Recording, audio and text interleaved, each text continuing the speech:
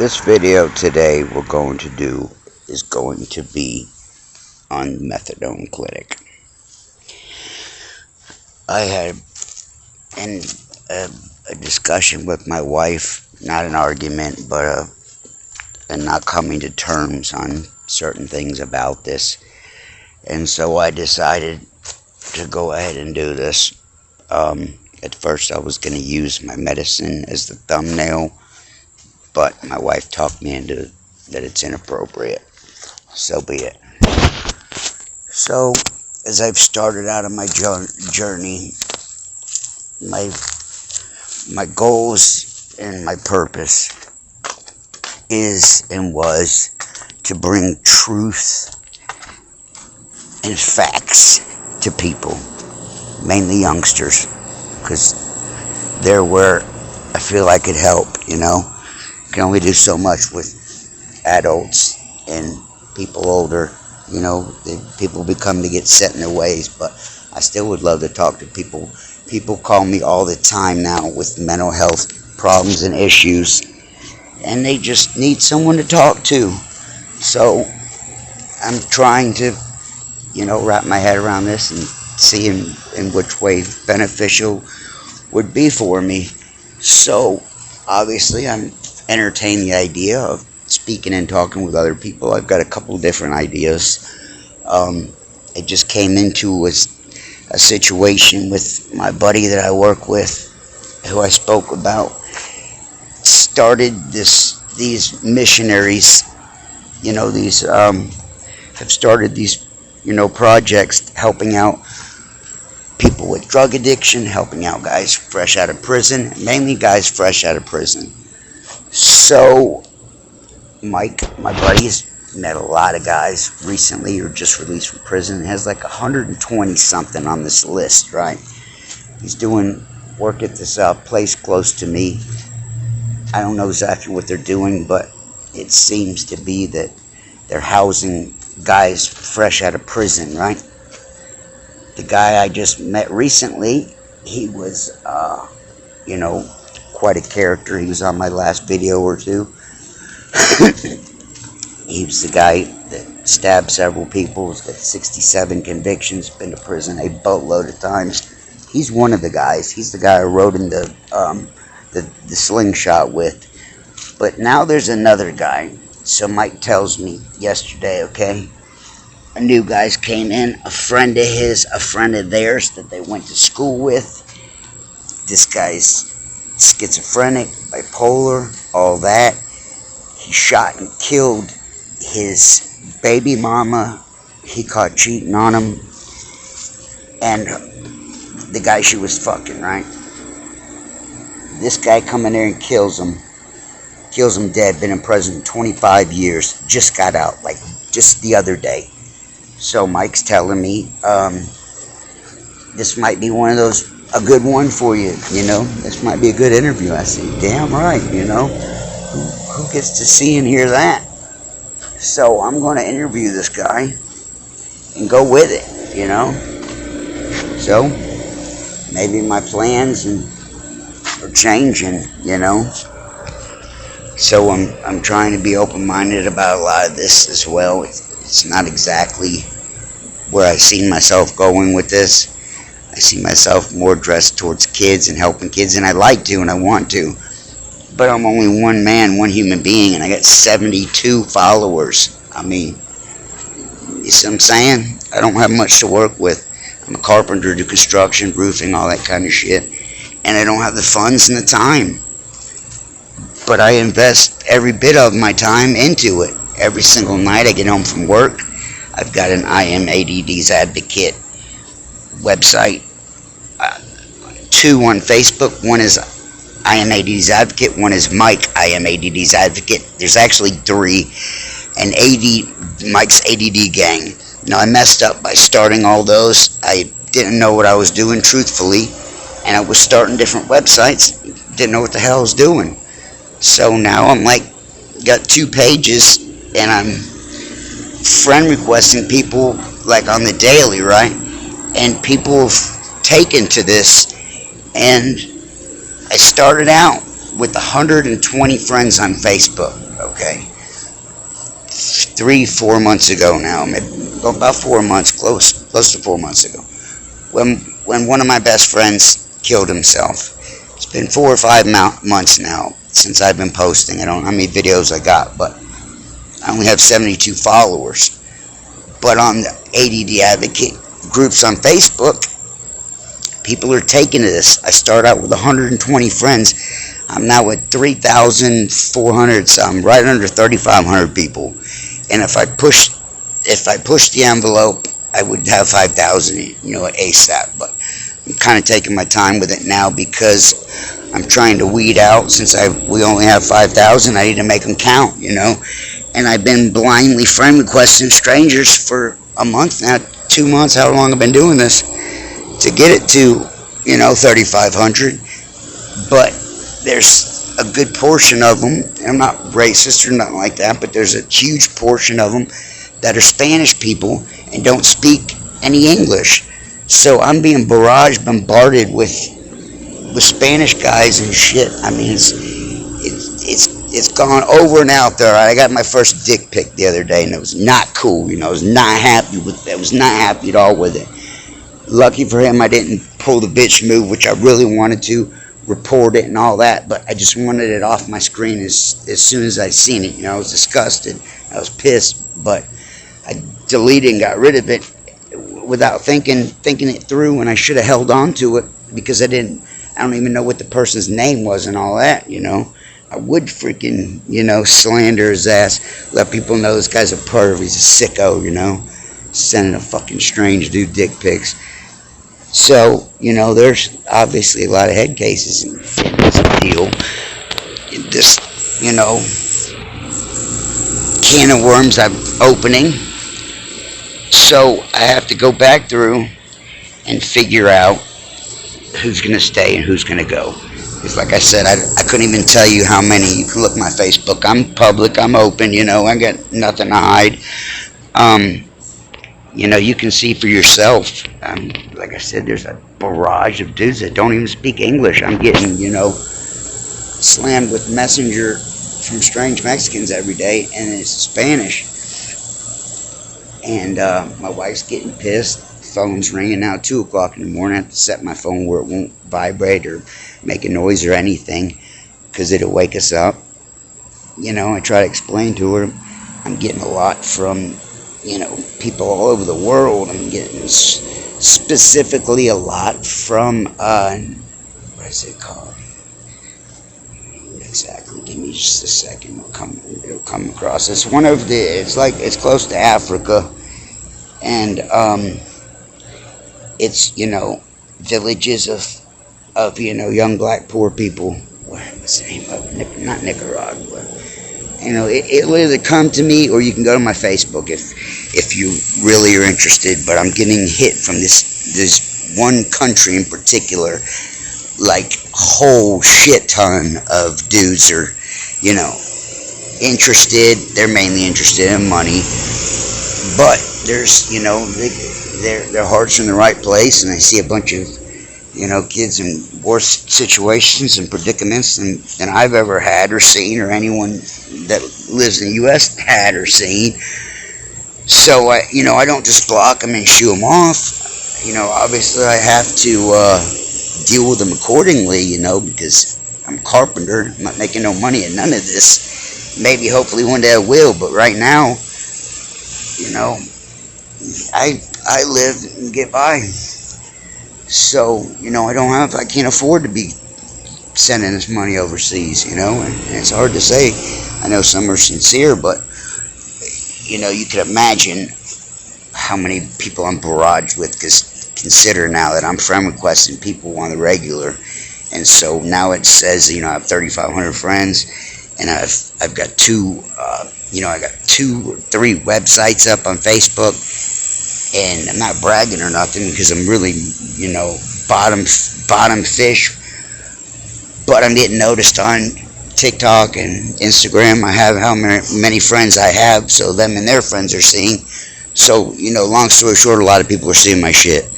It's not good, bad, or indifferent. I wish it was good, truthfully. Maybe it will be. I'm pushing, working hard on this thing daily. I get home from work, I get on it here, do a video, get on 2 different websites, try to post something from my deep, intimate, true heartfelt feelings I put out on paper. And so that's what it is.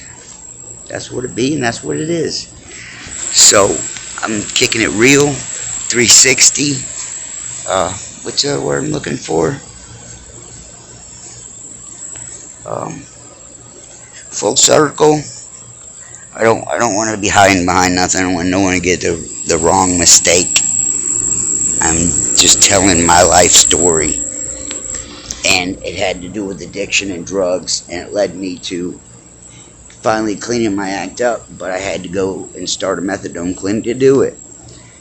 It beats and better than the alternatives. I've been going there for quite a few years now, and just in the past year I've started to wing myself down. I was at 90, I'm down to 60 milligrams, and I have to take it slow because I'm 48. I've been doing construction for 25 years. My health is not that great. My health is really not good at all. It's not terrible, but it's not good. So my body I couldn't come off of this shit right now. I couldn't, I'd crash and burn. I'd wind up, hurting myself, puking, shitting on myself. It's a bad, wicked drug, But on the same token, I've got all kind of problems physically. Not to be a bitch or nothing. I'm just saying I broke my hand when I was like 15 years ago. I broke my hand on the job.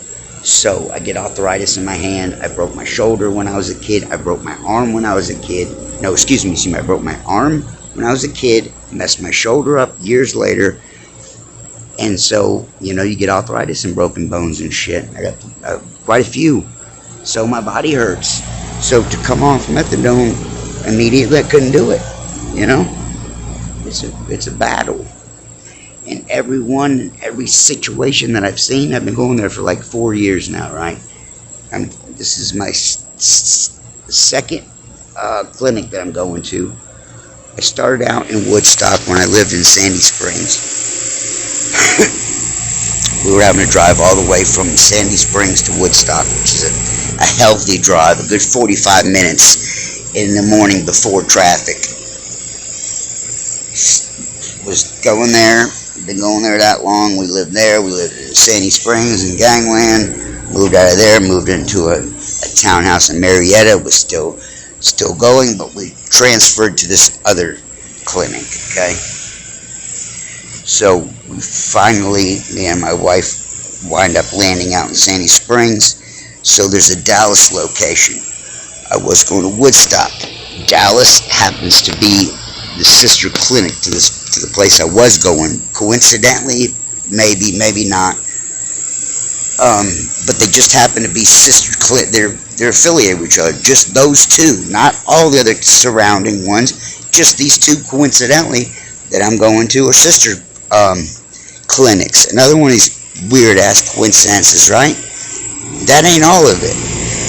I'm going to this clinic, and it's the sister's clinic of the last place I'm going to. The last place I'm going to, right, in Woodstock, I've got this counselor named Misty, right? And so, yada, yada, yada. This is during my drug using days. I'm failing every piss test, a couple of years. And my wife starts to get on my ass. So now I've got my wife and counselor on my ass. And so we wind up moving. We wind up moving across town. We're now over in this other jurisdiction, if you could say. I'm now right down the street from the sister clinic. So, of course, it doesn't take a brain surgeon to figure it out. I'm going to go to the one that's much closer to my house. So we start going to this other Dallas location, right? And going there a couple of months. Everything's la-di-da-di-da. And lo and behold, guess who comes? My counselor, that Misty from the other place, is now my counselor at this new place. Coincidentally, etc., yada yada yada. So another crazy, weird coincidence. Not only that, but the lady who's running the place, the manager. Okay, I don't recall her name, but let's call her. What's a good name for her? Clinic lady. Okay, clinic lady is the manager of this place. Okay. Now remember the story that I just told, where I'm picking this kid up, my buddy Deezy's friend. I'm picking his friend up, this younger kid who is actually like early 20s, and I'm taking him back and forth to work, and he's greasing me, and the guy he's living with gets shot and killed.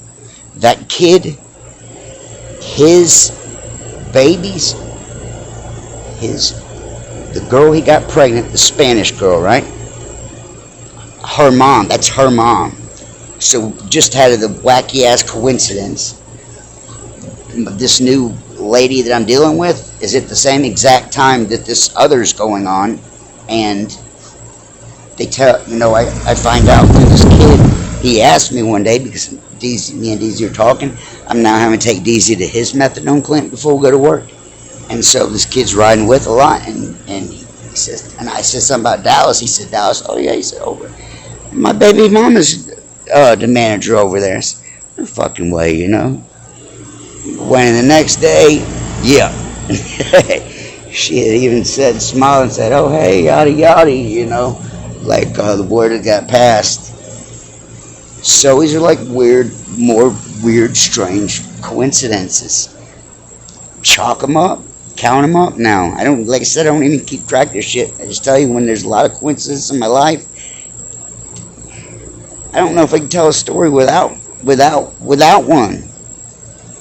So, ladies, the new manager, she doesn't last long, but anyways, story being, like I said, they're both, now smiling at me and shit, because I know his baby's mama, and his baby's mama's mother knows who I am. The guy has taken her deadbeat, what would that be? Her deadbeat son-in-law, but they're not together, so whatever you would call that, I'm taking her deadbeat son-in-law back and forth to work, or he wouldn't be working, he wouldn't be making money, So it was a good back scratcher.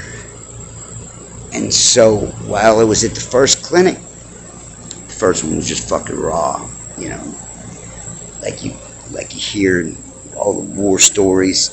You go into a methadone clinic, you're not walking into to fill out an application. You see what I'm saying? You're not walking into a bank. You're not walking into a restaurant.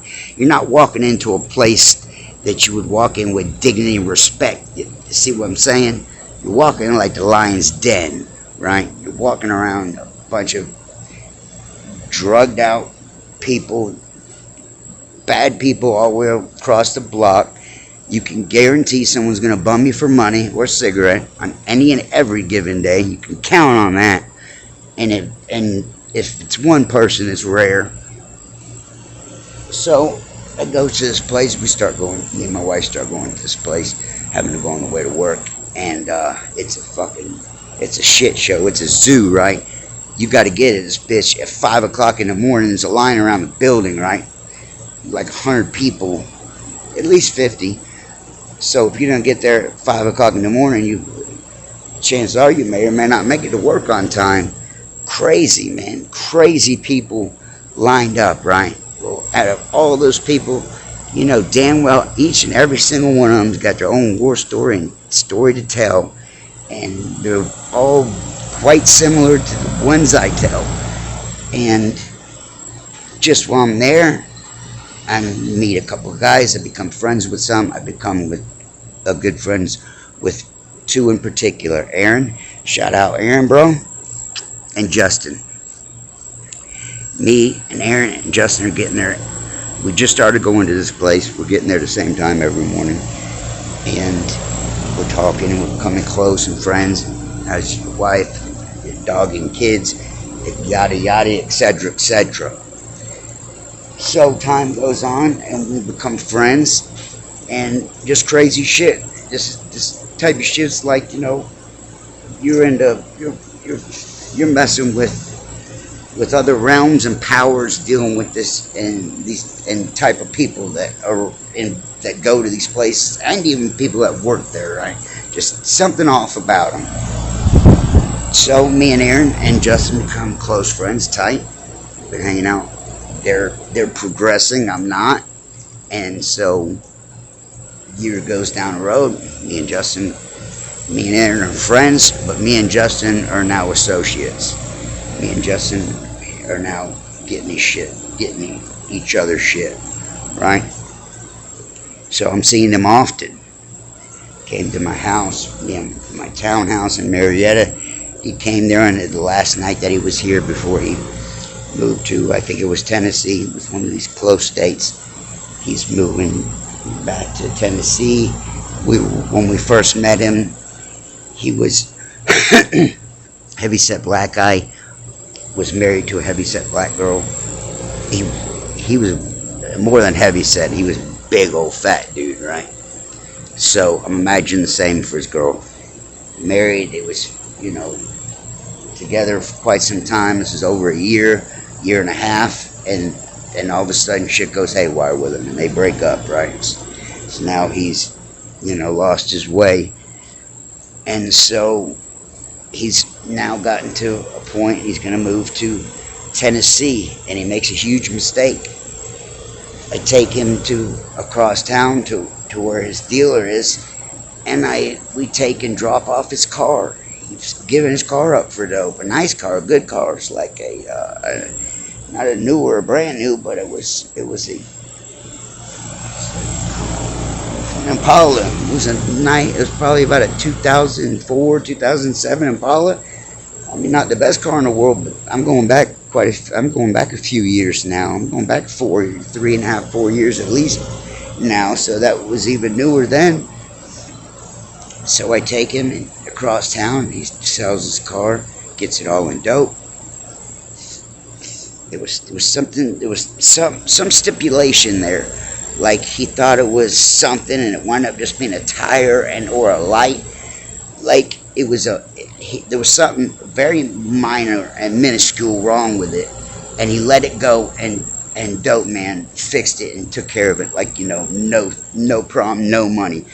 So then he was like, oh fuck, but he had already done part of the dope, so he fucked himself. He gave his car up for drugs, and I took him to do the transaction and met him on he was a hair cutter. He worked at this hair cutter down in that area, and I went that time. I went a couple of times out there and got dope off of him, right? He was a barber in the ghetto, right? White dude. So he had all the dope boys. So time goes by, he gets rid of his car, and now his next move is he's moving to Tennessee. He comes to my house one last time. He's done sold his car now. I have to go and pick him up, take him, go do his thing, and he comes back to my house, and he's in my bathroom doing one, and my wife comes in. Oh hell no, she was not down with the program. I was making out on the deal, so I tried to explain to her, it was like me making money off the deal and etc. And she wasn't for it. Told him, wrap it up and get the fuck on. So he had to do his thing very fast and had to take him.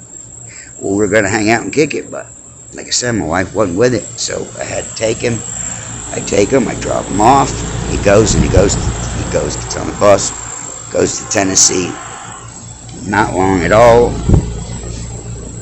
And Aaron hits me up. And what do you think Aaron had to say? Yeah, he OD'd and died, of course. Of course.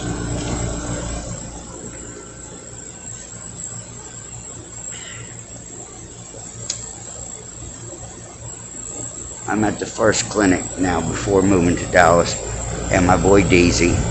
My boy Deezy's in and out the clinic, So I see him a couple Saturdays after I'd clean my act up, and told me, yeah, come back to my house. Come on back to the house right now from here, you know. And I'm with my wife. My wife says, nuh-uh, there was a time that we were okay, but we're not okay at this point, nor the way up until today right now. And so it was several Saturdays I'd see him every Saturday morning, and he'd be, you know, not out and, you know, tempting me. What are you hiding for? I'm not hiding out. You want to be in my video? No, I just trying to see what you're hiding. So he can't hear my whole conversation. Was yeah. You want me to tell him? This is my wife. Let you hear her voice. She's like the guy on what's the guy's name? The cartoon. You can't never see his face. Here, talk so people can hear. That's alright. This is my wife. I know she doesn't like to hear all my BS in my videos, so I'll go outside. And now she's asking me out here, wondering what I'm doing. Yeah, I wonder why you're over there. Because it's the first time hiding on the it's side the of first the house. time I've ever hid from her and not had nothing to hide. So, those are some of the stories from the clinic. It's a small part of the stories from the clinic. But all these situations, they all have things in common. Death, police, jail, institutions, families being torn apart, little kids being torn apart. You don't know how many times I've dealt with defects. You don't know how many families I've known and seen to be torn apart, and the kids had to go away, my own included. Okay? I had to work blood, sweat, and tears to get my kids back. I had to work 6 days a week for 1 year, Monday through Saturday, and Sunday had to walk. Didn't have a car yet. Had to walk to community service on my 7th day. I had to do that shit for a year. I had to take the bus to work, to anger management and parenting classes and community service for like a year. Because it fucked my financial situation up. And when I went to jail, I lost the car twice. Went to jail, bonded out, back to jail. So I've been through hell with this shit. But the methadone clinic is always going to be a story to tell on its own. If you go back long at the beginning of my story, the beginning of my ventures, when I was 22, 23, the stripper girlfriend I had left me when I went to boot camp.